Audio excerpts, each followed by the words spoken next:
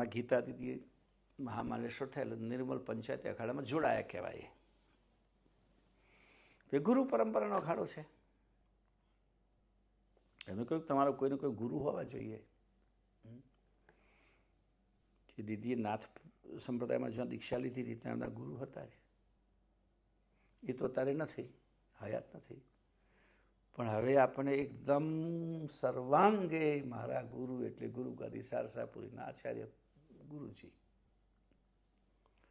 સર્વાંગી. અત્યારે માનો કે ગુરુ ભક્તિમાં અત્યારે જે વર્તમાનમાં જે સાધુ સંતો કે સેવકો છે એમાં પહેલો નંબર આપવો હોય તો ગુરુ ગાદીમાં ગીતા દીદીને અપાય. મહામલ્લેશ્વર સાધ્વી ગીતા શ્રી હરિને અપાય. કે કોઈ પણ જગ્યાએ ગમે તો આજે ગીતા દીદીના આશ્રમનું રોજનું ખર્ચ કેટલું છે તમે વિચાર કરો. 45 દીકરીઓ પાળ રાખવાની, એમને ભણાવવાની, આપણા કપડાથી બધી વ્યવસ્થા, લાઇટ, પાણી ખર્ચ, ગાડીમાં ભણાવવા લઈ જવાના, લાવવાના, એની ફી ભરવાની. પણ એને ત્યાં બેઠી હોય તો રોજની ખાલી ઓછામાં ઓછી 1.5-2 લાખ રૂપિયા તો રોજ લોકો ત્યાં આવે. દીકરીના કપડાં લઈને આવે, કોઈ કંઈક લઈને આવે, કોઈ ખાવાનું લઈને આવે. પણ આપણે કે ગુરુ ગાદીનો કાર્યક્રમ છે, દીદી કે આવીશ. આપણે બધા કહીએ છીએ ભેટ આપે, પણ તેણે તો સુધી ઓફર આપે કે આદિવાસી વિસ્તારમાં કોઈની સ્થિતિ ના હોય, બાપજીને મારો કાર્યક્રમ જોયો તો તમારે 2 ધડક આપી દેવાનો. મારે ગાડીનું ભાડું નથી જોઈતું. મને કે પરમકુટા યશ ગાવાનો મને ત્યાં અવસર મળશે ને બધા ભક્તો સાથે. અને અત્યારે મને કેટલાક કથાકારો છે તો એજન્ટ રાખે 5000 એમ કહે પાછા. તો અને ના મળે તો ના આવે પાછા. તો એવા અત્યારે વર્તમાનમાં સંપૂર્ણ સમર્પિત માત્ર પરમ ગુરુના જ્ઞાનના પ્રચાર કરવા માટે આઠીપુરામાં જે જુઓ આવ્યા. બધાની ઈચ્છા હતી દીદી રાત્રે રોકાય, સવારે પણ અમારે એમનું સ્વાગત કરવું છે મહામંડલેશ્વર તરીકે. કરો કહીશ ભાવ. તો એવું સંપૂર્ણ સમર્પિત કોઈ શિષ્ય હોય અત્યારે તો દીદી એટલે પોતે કહે છે મારા ગુરુ. આપણે ત્યાં સાધ્વી પરંપરા નથી, પણ એ તો સાધ્વી બનેલી છે એટલે એને તો દીક્ષા લીધેલી છે. નવું મોટું મકાન બનાવ્યું છે ગીતા દીદીએ, જાવ તો જોજો. અને ઉપર આપણને ચડાયા છે 4થા માળે. 2 હાથવાળા ફોટો છે, એક ઉપર ચડાવી દીધા છે મારા ગુરુ. 2 બાજુ 2 ભાલ તિલક મૂકી દીધા છે. એટલે મેં કહું ચોક્કસ.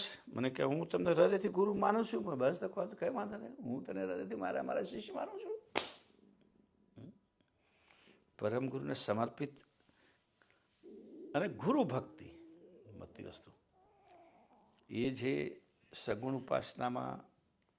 અને મેં કહું બરાબર છે, તમારે ચાલુ તમારું કામ રાખવાનું, વાંધો નથી. હૃદયથી આપણી સાથે છે.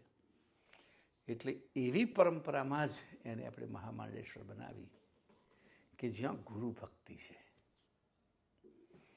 જ્યાં ગ્રંથ સાહેબનું પૂજન થાય છે, ગુરુ વાણીનું પૂજન થાય છે. એટલે ગ્રંથ ઈષ્ટદેવ વાંધો નહીં, આપણે ગ્રંથનું પૂજન કરાવીએ છીએ. પરમ ગુરુનું વાકમય સ્વરૂપ ગ્રંથ છે.